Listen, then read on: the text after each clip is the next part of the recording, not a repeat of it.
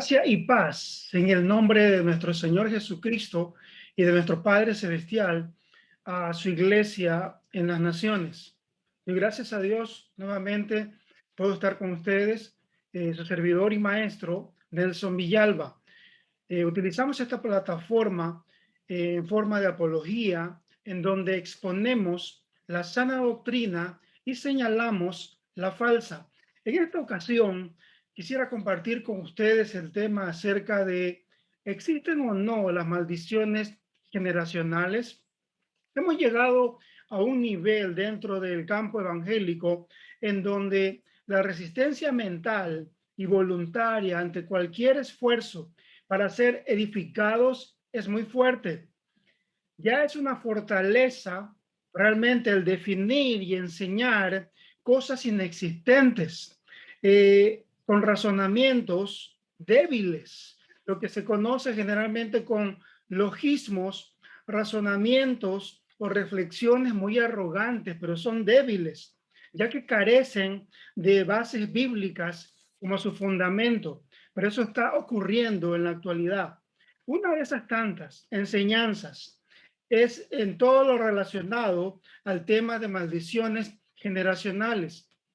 Y este tema o esta enseñanza se ha mantenido por años, por muchos años, pero debemos tener en claro que apareció aproximadamente en los años 80. Ahora, es válida la pregunta, ¿es bíblica esta doctrina? Hay ciertos pasajes donde se habla de esto en cierta manera, sí los vamos a encontrar, pero aún así la doctrina está totalmente fuera del contexto. O sea, vamos a encontrar la palabra maldición, es bíblica esa palabra, la vamos a encontrar, pero cuando tratamos de desarrollar la doctrina de maldiciones generacionales, nos vamos a topar con montones de textos en las escrituras, en el Antiguo Testamento específicamente, y ya en el Nuevo Testamento de una manera práctica, que totalmente la van a contradecir. Ese es un principio totalmente válido en las escrituras. Recordemos, la revelación en la palabra de Dios es progresiva. Y si dentro de esa revelación progresiva encuentro textos que me contradicen una enseñanza o una doctrina, yo tengo que validarla, tengo que notar qué es lo que ha fallado o está fallando en esa enseñanza, o si realmente estoy transmitiendo el consejo de Dios. Una definición básica de maldición generacional es que es una maldición ancestral o hereditaria. Es un daño o perjuicio proferido sobre un individuo, sobre una familia o sobre un grupo de generaciones desde atrás, cuyo efecto es transmitido a cada descendiente a través del tiempo. Eso viene a ser como un concepto o tratando de definir esta falsa enseñanza.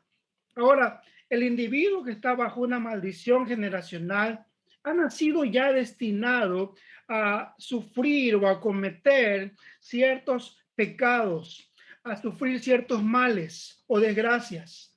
Y en cierta forma es dominado por un poder que ningún humano puede controlar. Por ello, se necesita un poder mayor para romper o cancelar la maldición. Pero generalmente este poder mayor es ejercido por hombres que realmente ponen como una base muy débil este tipo de enseñanzas. Quisiera leerles el texto que está en 2 Corintios, capítulo 10, versículos 4 al versículo 5.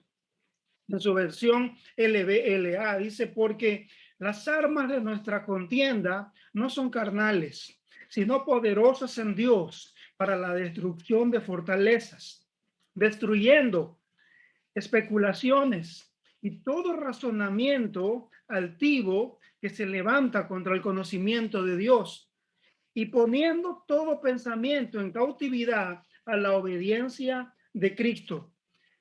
Tenemos que aclarar conceptos en relación con estas falsas enseñanzas. Para entenderlo tenemos que ver dos puntos muy importantes. Primero, ¿Qué es lo bíblico que nosotros encontramos normalmente al analizar las conductas en las generaciones, en los padres, en los hijos, o en los hijos de los hijos? Primero, son estilos de vida perpetuados, patrones de conducta adquiridos, que son efectos natural de la caída de la raza humana y que se manifiestan en nuestra naturaleza pecaminosa, con la cual nacemos todos y cada uno de nosotros. Esos patrones de conductas son copiados, son adquiridos, son naturales, no son transmitidos de una manera por los genes o genéticamente, aunque ese sería otro tema. Eso sería la manera en que se debe ver lo que está ocurriendo con cada generación. Pero lo segundo es lo que enseñan en esta falsa doctrina. Ellos dicen que las personas son víctimas de una maldición ancestral o generacional que los alcanza desde el pasado en su línea, y esto es importante recalcarlo, por medio de su línea generacional.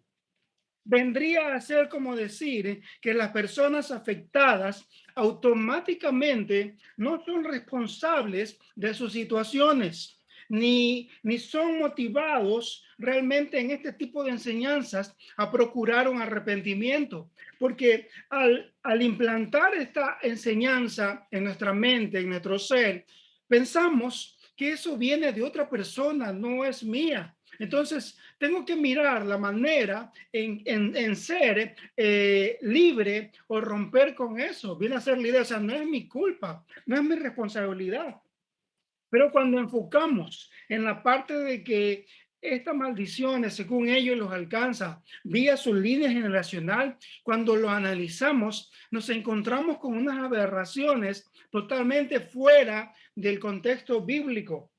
Primero, ellos dicen que la iniquidad es transmitida desde la concepción. Ellos llegan a afirmar eso. O sea, como la iniquidad como una corrupción interna que trae la maldición generacional. O sea que los padres somos los responsables de romper ciclos de iniquidad.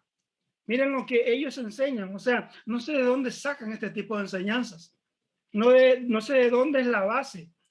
Vamos a entender más adelante lo que tiene que ver con la iniquidad, pero no tiene que ver nada en que mi iniquidad, yo tengo que romperla para no seguir pasando ciclos o transmitiendo ciclos vía línea generacional, o sea, transmitida en forma genética en los genes. Eso es lo primero. Ahora también lo segundo que ellos afirman al entender que es transmitida la maldición generacional por la línea genética, ellos afirman que la maldición queda, y esto es lo más aberrante que puedo encontrar, queda en el esperma y el óvulo que forman el feto. Imagínense, llegan a un nivel de ignorancia para explicar lo inexistente. Pero si ustedes se ponen a analizar, hermano, si usted se pone a investigar, encontrará esto y millón más de aberraciones. ¿Quién inicia la maldición generacional? Cuando se les hace esta pregunta, ellos no tienen otra forma de responder. Primero dicen que el humano, como yo les estoy diciendo, vía línea generacional. Hay textos donde se puede notar este tipo de maldición, pero cuando se la nota en el Antiguo Testamento que un humano con la autoridad de Dios, como un pregonero, como un portavoz de él, lo ha hecho, ha sido directamente vía en la voluntad de Dios. Génesis 9:25 habla del caso de Noé. Dice que él maldijo a Canaán y descendientes. Y cuando él habló, entendemos, la Biblia aún lo pone como un pregonero de justicia, habló bajo la autoridad de Dios. Al final, Canaán fue conquistada por los israelitas, pero los cuales fueron realmente vencidos y fueron o recibieron las consecuencias por sus propios pecados, no por los pecados de sus ancestros. Ahora, cualquier humano puede proferir una maldición, pero cuando usted lee Proverbios 26:2, dice que la maldición inmerecida tampoco va a llegar, más aún cuando tiene que ver con una persona justa o con una persona, con un hombre o una mujer de Dios. Eso es lo primero que van a responder, que la maldición la inicia un hombre. Lo segundo, Satanás, pero no existen registros en donde Satanás o sus huestes tengan el poder para traer una maldición en forma de generación en generación sobre personas y descendientes. No lo encontramos, hermano. No lo encontramos, iglesia. Y tercero, y esto es lo más viable, Dios. Dios es el único que tiene el derecho y poder de invocar una maldición. Dios es el único que lo ha hecho y lo encontramos en el Antiguo Testamento. Deuteronomio capítulo 28, versículo 15 a 63, es bien largo.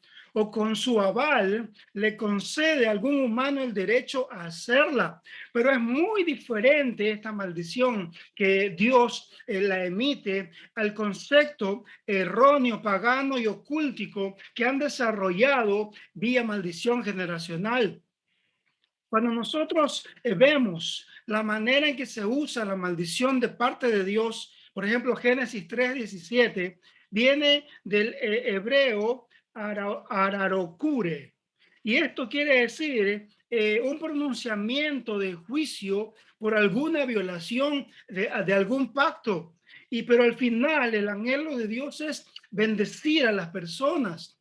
Viene a ser como un tipo de juicio. Entonces aquí tenemos un concepto erróneo de maldición generacional. Generalmente lo manejan así los predicadores. O sea, tiene este concepto una mayor relación con poderes ocultos, mágicos, con superstición pagana, equivalente a un hechizo, los cuales son practicados en la brujería, en la santería o en el vudú. Tenemos que tener mucho cuidado con eso. Como les decía, en el contexto, cuando Dios realmente expresa una maldición, es realmente una forma de hacer llegar su justicia aplicada sobre algo o alguien como consecuencia de una decisión personal de desobediencia ante Dios. Ahora, ¿pueden heredarse las maldiciones de los antepasados? Las maldiciones dirigidas a individuos o naciones por pecados jamás se heredan a los descendientes. Y eso se los digo basado en lo que vamos a encontrar en las escrituras. Imagínense, ya en Ezequiel capítulo 18, versículo 2, ya se había dado esta idea en el Israel antiguo, inclusive desde el huerto del Edén, donde Adán y Eva no asumieron su responsabilidad, sino que se la ubicaban la responsabilidad sobre terceras, segundas o terceras personas, inclusive sobre Dios. En Ezequiel 18:2 ya había este dicho, ya se había desarrollado este tipo de creencia. Decían: los padres comen las uvas agrias y los dientes de los hijos tienen la dentera. Es algo así como decir: los padres la hacen y los hijos la pagan. Pero el profeta Ezequiel en el mismo capítulo 18, versículo 20, confronta esa actitud.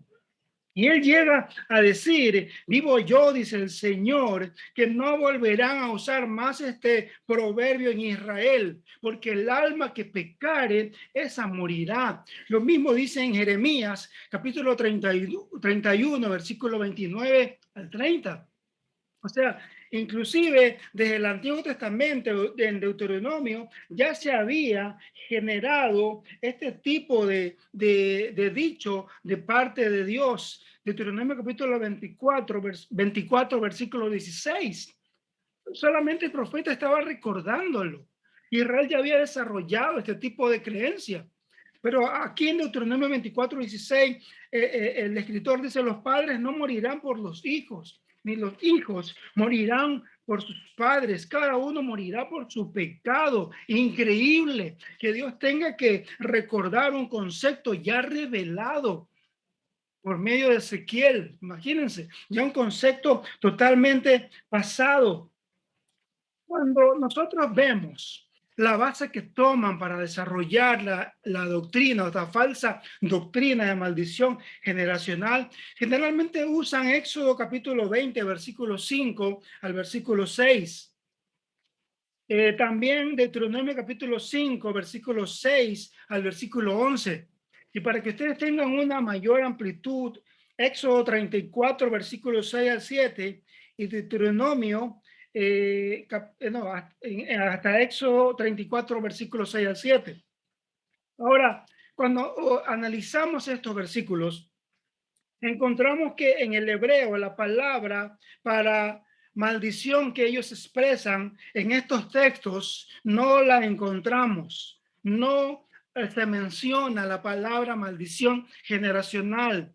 Le invito a que lea los textos bíblicos y va a notar que no existe la famosa palabra. La palabra utilizada es visitar la maldad. Maldad no es lo mismo que maldición generacional. Y se antepone la palabra visitar, que viene a decir, o viene del hebreo pakak, visitar. Y este visitar era como cuando el pastor visitaba o cuidaba o supervisaba o tenía en cuenta o estaba pendiente sobre sus ovejas. Esta es la idea de visitar. O sea que cuando se utiliza la palabra que Dios visitará la maldad de los padres sobre los hijos hasta ciertas generaciones, sobre sucesivas generaciones, da a entender que él iba a visitar realmente o se iba a preocupar, estar pendiente sobre el pecado que todavía mantenían estas generaciones, no sobre una maldad heredada. Y esta visita solamente era sobre los culpables, no sobre aquel que temía a Dios. Por eso el texto muy claro termina diciendo sobre los que me aborrecen, sobre los que me aborrecen. Pero no aparece por ningún lado el concepto de maldición generacional, sino visitar la maldad. Se habla de visitar la maldad. Y cuando se habla también de esta palabra maldad, viene del hebreo abon, que significa iniquidad, maldad, culpa o pecado. O sea que Dios visitaría el pecado o la maldad, el cual sí tiene consecuencias morales, sociales, y sobre la familia y sobre la sociedad. Y inclusive lo hace únicamente sobre los que lo aborrecen y porque deliberadamente se saltan u omiten toda la parte de adorar a Dios y se volcaron realmente sobre los pecados o continuar con los pecados de su padre. Ahora recordemos que el contexto de estos versículos de Éxodo 20, 5 al 6, Deuteronomio 5, versículos 6 al 11, el contexto de la prohibición es idolátrica. O sea que la visita que Dios iba a realizar sobre su pueblo, inclusive sobre su pueblo Israel, o sea que Dios visitaría sucesivas generaciones de aquellos que cayeron en la idolatría para ver si continuaban en los mismos pasos de sus ancestros. Eso es lo que trata de decir el texto con su contexto. Pero inclusive aquí deliberadamente se saltan el versículo 6 del capítulo 20, donde dice que también Él mostrará su fiel amor por 1000 generaciones sobre los que me aman y me obedecen. Esto automáticamente cancela el hecho de estar marcado por algo de sus ancestros. No sé de dónde lo sacan, no sé de dónde lo generan. Deuteronomio 7:9 da la misma idea. Y vuelvo a recalcar, el Señor visita la maldad que continúan sus descendientes, los descendientes con los mismos pecados que realizaron sus ancestros y tiene que ver con la idolatría específicamente. Eso es lo que aclara el contexto. Y Dios visitaría esa maldad y iba a castigar ese tipo de maldad, no una maldad o una maldición generacional inexistente, que aquí no lo nombra, pero se la genera. Por eso les digo, les decía al principio, la capacidad que tiene de emitir débiles razonamientos basados en la nada. porque bíblicamente y teológicamente no se lo puede afirmar. No es lo mismo un castigo como maldición generacional heredada. No existe ese castigo como maldición generacional heredada. No lo podemos encontrar. Ahora, ¿cómo entendemos entonces o por qué equivocadamente se le dice a cierto tipo de prácticas que se realizan como maldición generacional? ¿Por qué equivocadamente la iglesia, estos falsos maestros, equivocadamente le dicen maldición generacional a lo que no es? Tenemos que aclarar que ya cuando vamos al Nuevo Testamento, notamos que todos nacemos muertos en delitos y pecados. Efesios capítulo 2, versículo 1. Eso es lo que en nuestro interior realmente se le conoce como una naturaleza pecaminosa, como la concupiscencia, como el hombre viejo en la carne, pero la parte espiritual interna que tenemos nosotros. Eso interior normalmente se inclina hacia el mal. Desde Génesis 6:5 entendemos eso. Siempre tenemos mayor facilidad a inclinarnos hacia el mal que al bien, porque tenemos esa naturaleza pecaminosa, esa naturaleza caída. Segundo, esta naturaleza caída, pecaminosa con la cual nacemos, por la intervención del poder soberano de Dios en un momento de nuestras vidas, que en su amor y su misericordia nos alumbró nuestro entendimiento, llegamos a mirarlo por la fe, el arrepentimiento, y somos regenerados. ¿Qué significa eso? En el poder de su Espíritu Santo, Él produce algo nuevo en lo que estaba destruido dentro de nosotros. Regenerado. Re es volver a hacer algo y generado es volver a generar algo. O sea que lo que se había degenerado es hecho nuevo en el poder soberano de Dios por medio de su Espíritu Santo. Eso es lo que, eso es lo que conocemos como el nuevo nacimiento. Juan capítulo 3, versículo 3.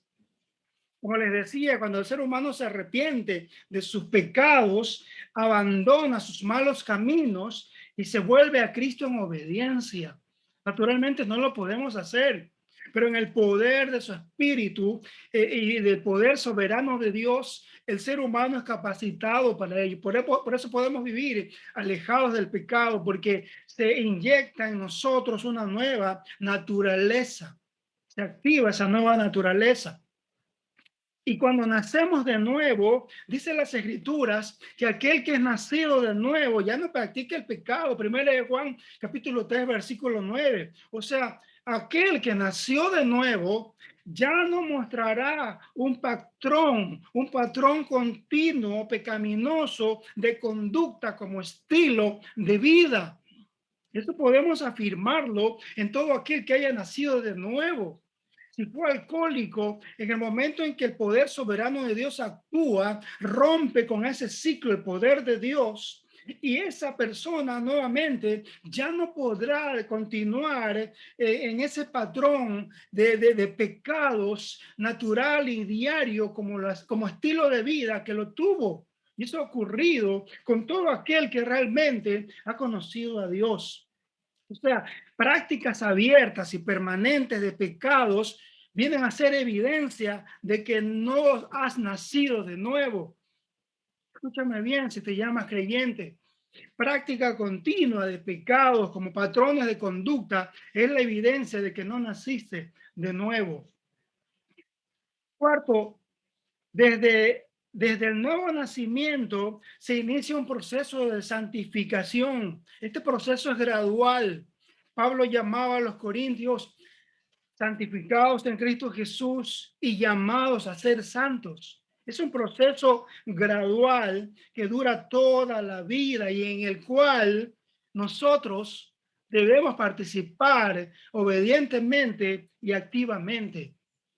Cuando leemos en Romanos capítulo 6, versículo 6, me gusta la versión NTV que dice, sabemos que nuestro antiguo ser pecaminoso fue crucificado con Cristo para que el pecado perdiera su poder en nuestra vida ya no somos esclavos del pecado. Esta frase, pecado perdiera su poder, en la Reina Valera dice, fuera destruido el cuerpo de pecado. No es que ha sido destruido como mal interpretan, no es que ha desaparecido, ha sido desactivado, ha perdido su poder, está dentro de nosotros, pero ha perdido su poder. ¿Y por qué ha perdido su poder? Por el poder de la obra de Cristo en la cruz del Calvario y la obra poderosa que nos capacita por medio de su Espíritu Santo para vivir una vida diferente, lejos de la esclavitud, del pecado. O sea que el pecado en el nuevo creyente ya no nos gobierna como antes, cuando no lo conocíamos a él. También en Romanos 6:12 dice de una manera clara, por tanto no reine el pecado en vuestro cuerpo mortal, para que no lo obedezcáis en sus lujurias. Ahí viene la parte nuestra, un nuevo hombre, una nueva mujer, transformado y capacitado en el poder del Espíritu Santo, puede decidir hacer las cosas de Dios y obedecer a Dios. No le voy a echar la culpa a nadie ni a mis ancestros por lo que yo tengo que hacer.